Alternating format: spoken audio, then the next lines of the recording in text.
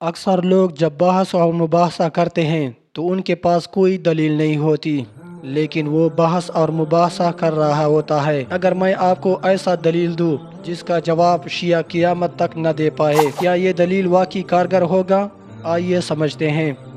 یہ قصہ ہے جہانگیر بادشاہ کے دور کا، جب ہندوستان پر جہانگیر کی بادشاہت تھی۔ جہانگیر کی ایک بیوی تھی جس کا نام تھا نور جہان۔ نور جہان شیعہ مذہب سے تعلق رکھتی تھی۔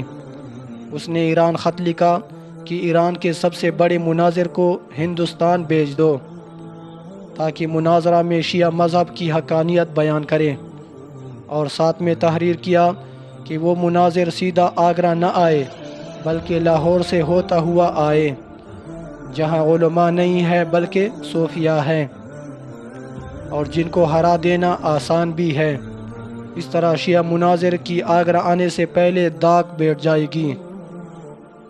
شیعہ مناظر سیدھا میاں میر صاحب کے پاس پہنچا۔ آپ اشراق کی نماز سے ابھی فارغ ہی ہوئے تھے۔ جیسے ہی وہ دروازے میں سے داخل ہوا، آپ نے فرمایا، یہ شخص جو آگے آگے آ رہا ہے اس کا دل سیاہ ہے۔ سلام دعا کے بعد حضرت نے دریافت فرمایا، کیا کام کرتے ہو؟ شیعہ مناظر بولا کہ میں ایران سے آیا ہوں اور شان اہل بیت بیان کرتا ہوں۔ میاں میر صاحب نے فرمایا، اہل بیت کی شان بیان کرو تاکہ سنی کا ایمان بڑھے۔ شیعہ مناظر بولا کہ امام حسین رضی اللہ تعالیٰ عنہ کی یہ شان ہے کہ کوئی گناہگار شخص آپ رضی اللہ عنہ کے مزار کے 40 میل کے ارد گرد دفن ہو جائے تو وہ بخش دیا جاتا ہے۔ میاں میر صاحب نے بار بار فرمایا کہ پھر سے سنا دو۔ پھر اس نے وہی بات دہرائی کہ کوئی گناہگار شخص بھی آپ رضی اللہ عنہ کے مزار کے 40 میل کے ارد گرد دفن ہو جائے تو وہ بخش دیا جاتا ہے۔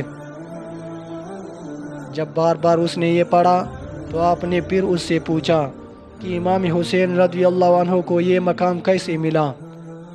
تو شیعہ مناظر بولا کہ آپ رضی اللہ تعالیٰ عنہ تو محمد صلی اللہ علیہ وآلہ وسلم کے نواسے تھے، اس وجہ سے یہ مقام ملا۔ تو میاں میر صاحب نے فرمایا کہ جب نواسے کی یہ شان ہے تو آپ صلی اللہ علیہ وآلہ وسلم کی کیا عظیم شان ہوگی؟ وہ بولا، بے شک بڑی شان ہے۔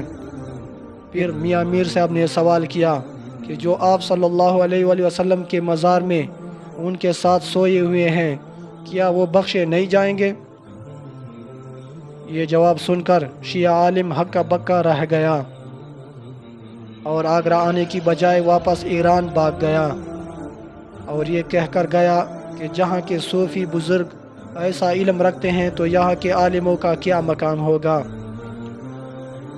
اور یہ جو سوال شیعہ عالم کے اوپر کیا گیا ہے، یہ ایک ایسا سوال ہے جس کا جواب قیامت تک کوئی شیعہ نہ دے پائے گا۔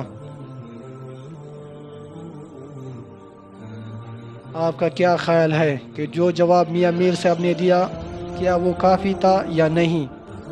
اپنی رائے کمنٹ میں ضرور لکھیں، اور اگر آپ اس طرح کی مزید ویڈیوز دیکھنا چاہتے ہیں تو اس چینل کو سبسکرائب کریں، اور ہاں، بیل آئیکن کو ضرور دبائیں تاکہ ہم جو بھی ویڈیو بنائیں اس کا نوٹیفیکیشن آپ کو مل سکے۔ اب ملتے ہیں اگلی ویڈیو میں، تب تک کے لیے اللہ حافظ۔